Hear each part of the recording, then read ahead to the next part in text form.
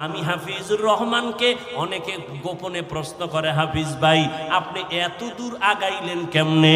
আমি বললাম আমার মা বাবার দোয়া, এলেম আমল কিছুই না, আর আমার মাওলার রহমত আর একটা বড় পুঁজি।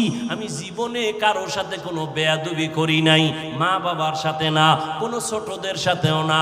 মুরব্বী এখনো যদি চিনি না, কিন্তু মুরব্বী আমার বয়সে বুড়া, আমি যদি একসাথে হাঁটি, আল্লাহর কসম বুঝাবার জন্য বলি, আল্লাহ কিবির থেকে আমাকে হেফাজত করেন, হেফাজতের বুঝাবার জন্য বলি। মুরব্বী হাঁটতেছেন, আমিও পাশে হাঁটতেছি, যদি দেখি সূর্যের আলোতে মুরব্বীর ছায়া পড়ছে আমার হাঁটার পাশে, আমি ছায়ার মধ্যেও যেন পাও না লাগে এতটুকু এহতিয়াত করে চলি।